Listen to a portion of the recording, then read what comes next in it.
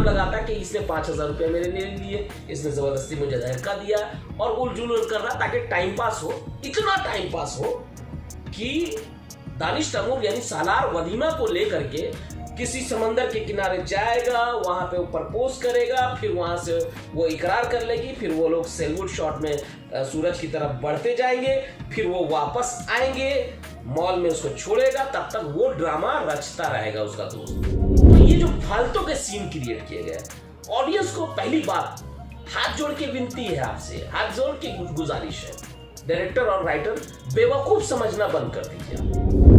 लेकिन वलीमा कहां से सही है? वो भी तो अपने बाप की बात को नकार करके वो एक लड़के के साथ जाकर के मोहब्बत लड़ा रही ना, चोट से चोट लड़ा रही ना, जिस लड़की को वो जानती भी नहीं है। क्या जानती है वो सालार के बारे में? कौन है वो?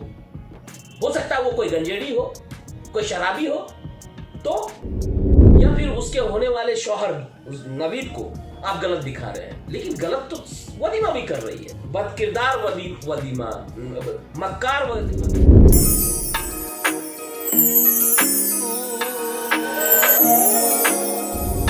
दोस्तों, मैं आज बात करने आया हूं उस ड्रामे के बारे में जिसके मरकजी किरदार में है दानिश तैमूर, लैबा खुर्रम, बहरोज सब्जवारी और भी बहुत सारे किरदार। जैसा कि आपने देखा कि सालार यानी दानिश तैमूर वो पागल हो चुका है लैबा खुर्रम के पीछे, यानी कि वलीमा के पीछे। अब वो उसकी यादों में है, किसी भी तरह से उसे अपनाना चाहता है और उसकी मुलाकात इत्तेफाक से एक रेस्टोरेंट में वलीमा के साथ हो जाती है और वो उसे वहां से लेकर जाता है एक समंदर के किनारे, वहां उसको प्रपोज करता है, जहां पे वो भी उसका हाथ पकड़ लेती है और इकरार मोहब्बत हो जाता है। अब वो दानिश तैमूर कहता है कि मैं तुम्हें जीत कर दिखाऊंगा। बोला कि आपको जरूरत नहीं है किसी से डरने की। ये थी मुख्तसर कहानी जो यहाँ तक बढ़ी। बाकी इसके सारे सीन फालतू हैं, बकवास हैं। वो इसलिए मैं कह रहा हूँ कि खास तौर पे वो सीन जो मॉल में सालार के दोस्त के साथ होता है, जहाँ पे वो वलीमा के मंगेतर के साथ में यानी नवीद के साथ में टकरा जाता है। उसके बाद वो वहाँ पे ड्रामा करता है। इसलिए ड्रामा करता है कि दानिश तैमूर भाई एक एटमॉस्फेयर के लिए लेके गया है समंदर के किनारे वलीमा को, रेस्टोरेंट या मॉल से।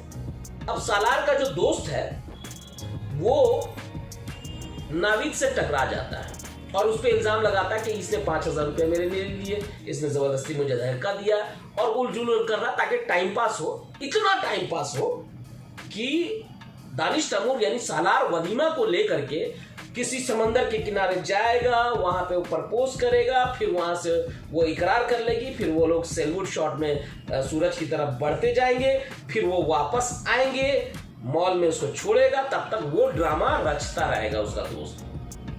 लेकिन यहाँ पर किसी को भी जरा भी अकल नहीं आएगा, सिक्योरिटी को हो या नवीद को भी, कि भाई अगर मेरी गलती है तो आप यहाँ पे जो सीसीटीवी लगे हैं उसको चेक कर लीजिए। क्यों? मॉल में सीसीटीवी नहीं लगते क्या? या इनके लिए नहीं लगाया गया था?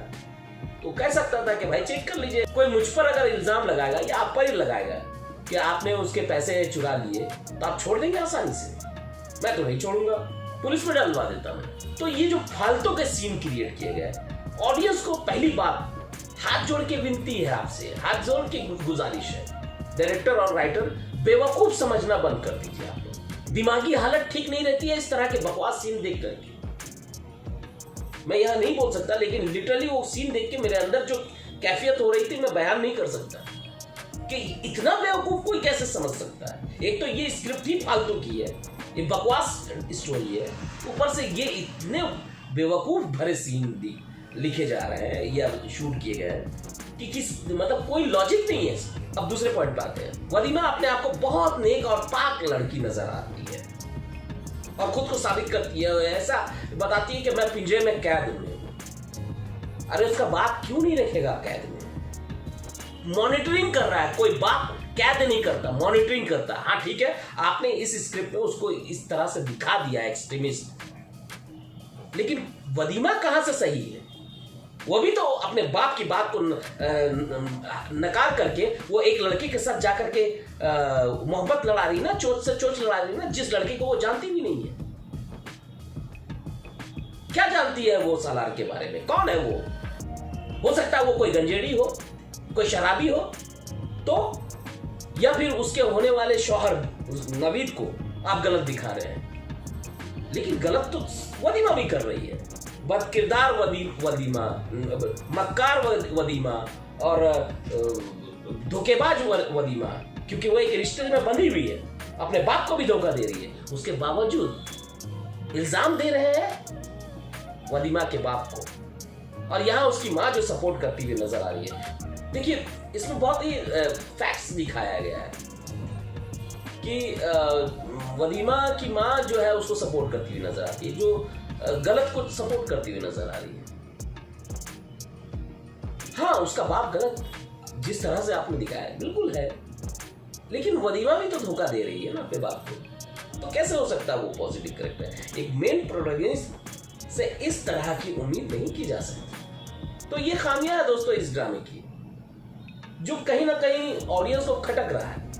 इस वजह से शायद लोग उसको उतना ज्यादा प्यार नहीं दे रहे हैं जैसे दूसरे ड्रामों को दे रहे हैं। जैसे जानी साहब, बहुत सारी कमियां थी पिछले एपिसोड में, पहले और भी उसके पहले कई एपिसोड आए जहां जहां कमियां थी, क्रिटिसिज्म की गई है उन पे, लोगों ने उसे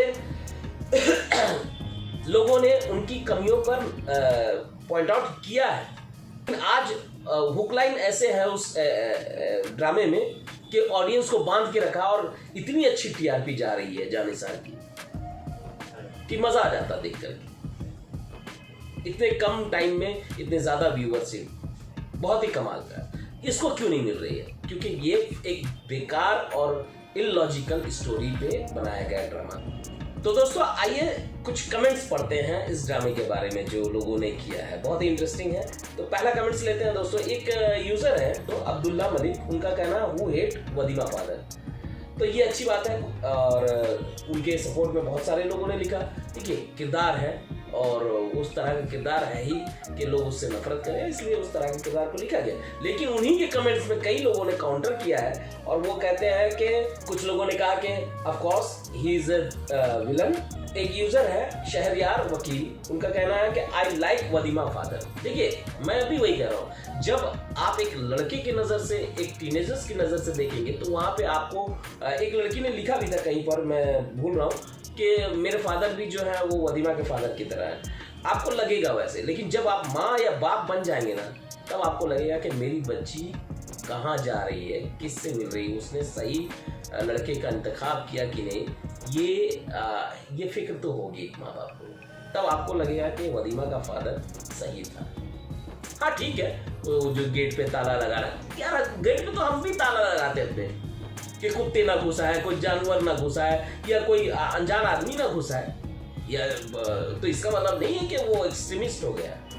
अब आते हैं दूसरे कमेंट्स पढ़ते हैं। एक यूजर है दोस्तों मिसेस हॉस्ट बेबी, उनका कहना है कि हर सीरियल में दानिश तैमूर को पहली नजर में ही इश्क हो जाता है।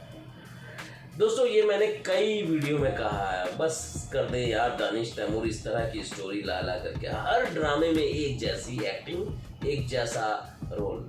जब स्क्रिप्ट आए तो पढ़िए और रिजेक्ट कीजिए उसे। अच्छा एक्टर वही होता है जो स्क्रिप्ट को रिजेक्ट करता है, उसे मालूम होनी चाहिए कि कौन सी स्क्रिप्ट मेरे लिए अच्छी है, कौन सी बुरी है।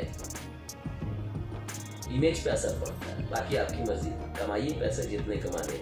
अब देखिए यूजर और हैं जो सेम इसी तरह की बातें लिख रहे हैं, थोड़ा सा अलग तरीके से, कि नुमान अजमल, उन्होंने लिखा है कि दानिश तैमूर इज परमानेंट आशिक ऑफ पाकिस्तानी ड्रामा। बस कर दे भाई, उन्होंने रोते हुए इमोजी लगाया। सही में इरिटेट होते हैं हम, और ये 40-42 साल का आदमी लौंडों की तरह जाकर के, टीनेजर्स की तरह जाकर के मोहब्बत कर रहा है, पछता नहीं है भाई साहब। बंद कीजिए यार, किसी और को मौका दीजिए इस तरह की स्टोरी करने के लिए, तो अच्छा भी लगेगा। आप कुछ अलग स्टोरी लाइए, ज़रूरी नहीं है कि सिर्फ रोमांटिक ही स्टोरी करते रहिए, कुछ फैमिली ड्रामा लाइए, कुछ अपने एज के मुताबिक लाइए ना भाई। एक यूज़र है दोस्तों रुकैया खान, उन्होंने लिखा है दानिश तैमूर का अपना हर ड्रामा में हीरोइन को अपना मोबाइल फ़ोन देना इस परमानेंट। सही में ये इससे पहले वाले ड्रामे में जानिसार में भी देख लीजिए, वो मोबाइल फ़ोन देता है दुआ को, यहाँ भी। यार एक ही जैसा। मैं बोल रहा हूँ ना भाई साहब, बंद कर दो ये ड्रामा यार, क्यों कर रहे हो ऐसे? कोई और स्टोरी नहीं है क्या? अकाल पड़ गया है अच्छी स्टोरी का? कितना लोग इरिटेट होते हैं आपके इस तरीके से। और अच्छा एक्टर वही है दोस्तों जिसे मालूम होना चाहिए कि मेरी ऑडियंस किन बातों से इरिटेट होती है और कौन सी बात पसंद करती है। आमिर हो, सलमान हो, ये इनको देखिए अपनी स्टोरी कैसे चुनते हैं। और आप एक जैसी स्टोरी बोर नहीं होते हो यार परफॉर्म करते हुए? एनीवे, चलिए दोस्तों, इसी के साथ अलविदा दोस्तों, अपना ख्याल रखिए, लव यू ऑल। मिलता हूँ अगले वीडियो में नए रिव्यू के साथ।